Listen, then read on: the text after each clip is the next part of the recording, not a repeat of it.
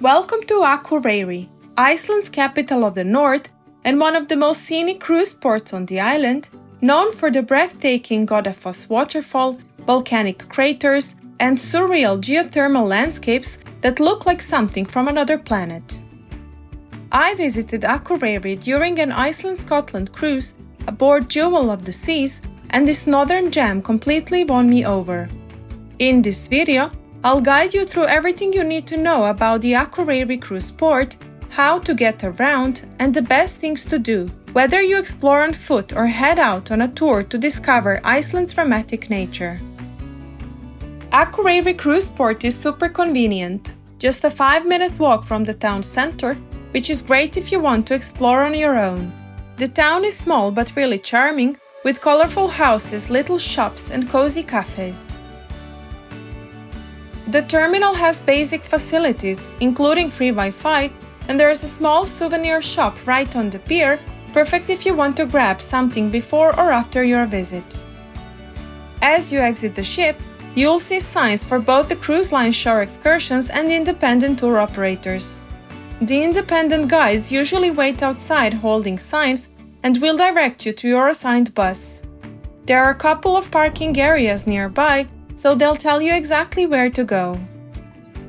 If you're looking for more info or planning your own day out, the Tourist Information Center is located near the Hof Cultural and Conference Center, about 400 meters from the terminal. During my stop in Akureyri, I decided to book a tour through Get Your Guide to explore some of the area's highlights, including the iconic Godafoss Waterfall. I'll link the exact tour I took in the video description below. But before we head out, let me show you what this little town has to offer, because Akureyri, though small, has a few attractions worth discovering. Start your walk toward the city center. It's super easy and straightforward, and pretty much everyone from the ship goes that way. You'll first pass by the Hof Cultural and Conference Center, which is a big round modern building you can't miss. Right across the street from it, there is a small round square-like park. Just cross over and turn left. This brings you into one of Akureyri's main pedestrian zones, lined with little shops, cafes and bakeries, a perfect place to grab a coffee or do a bit of browsing.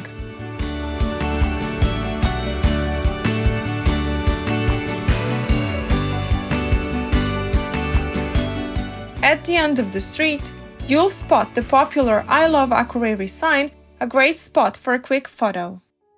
From here, you'll already see the iconic Akureyri Church up on the hill.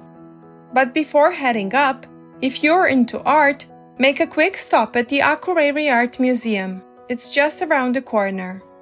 It showcases both traditional and contemporary Icelandic art, and although I didn't have time to visit, it's definitely worth checking out if you're curious about local culture. Then head uphill to see the Akureyri Church, one of the city's most recognizable landmarks. It was designed by Gudjon Samuelsson, the same architect behind Hallgrímskirkja in Reykjavik. The church sits in a beautiful spot overlooking the town, and there's normally a tower you can climb for panoramic views of Akureyri and the fjord, but unfortunately it was closed for renovations during my visit. From the church, just keep walking uphill. The path is easy to follow, and in about 10 minutes you'll reach the Akureyri Botanical Garden. It's a peaceful green space filled with flowers, trees and plants from Iceland and all over the world. Entry is free, and it's a great spot to take a break and enjoy the fresh Icelandic air before or after your tour. And now, let's head out together on a tour I booked with an independent tour operator, mainly because cruise line tours were crazy expensive. Our first stop was the stunning Godafoss Waterfall, and as we were approaching it, the scenery looked like something straight off The Lord of the Rings. Dramatic, wild, and absolutely magical. The Godafoss Waterfall is shaped like a giant horseshoe, with water crashing down into a deep gorge. There's a viewpoint from above, but you can also climb down for a closer look. Just a heads up, the path is rocky, muddy, and quite slippery, so make sure to wear appropriate shoes and be extra careful when heading down. The whole area around the waterfall is just fascinating.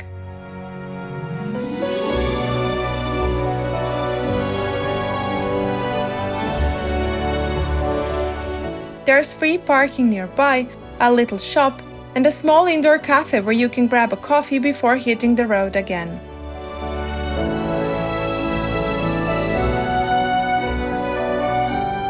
Our next stop was Lake Myvatn, a beautiful shallow lake formed by volcanic eruptions, surrounded by lava fields, craters, and stunning natural scenery. Just a heads up, as soon as we got off the bus, we were surrounded by tiny flies called midges. They don't bite, but they are seriously annoying. The lake is actually named after them. Myvatn means midge lake. If you're visiting in summer, bug spray might help a little, but honestly, there are so many of them, I'm not even sure it makes much of a difference.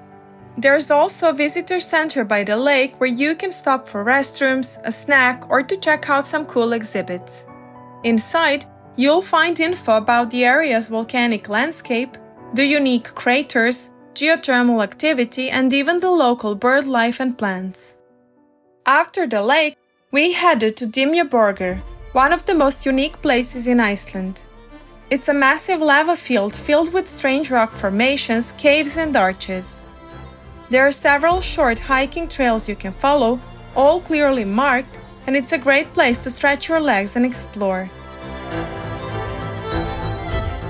In the restaurant next to the parking lot, you can try traditional Icelandic clam soup. I saw plenty of people enjoying it, while I preferred to just relax and browse the little gift shop instead.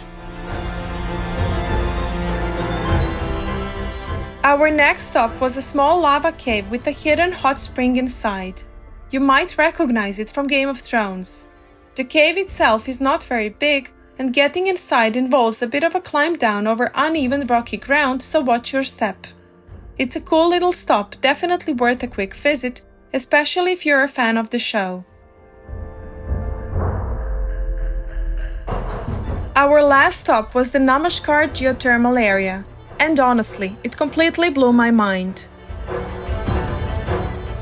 The whole place looks like another planet, with bubbling mud pools, steaming vents, and sulfur rising straight from the ground. I even saw rocks that looked like they were on fire. It's not the kind of place where you'll find much greenery, just raw, powerful nature doing its thing.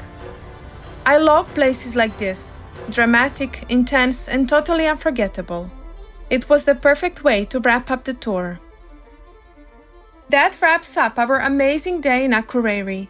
From waterfalls and lava fields to caves and fascinating geothermal spots, this port truly has it all.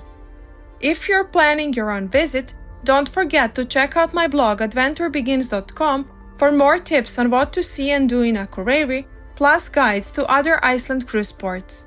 I've also included links in the video description to book the same tours and services I used.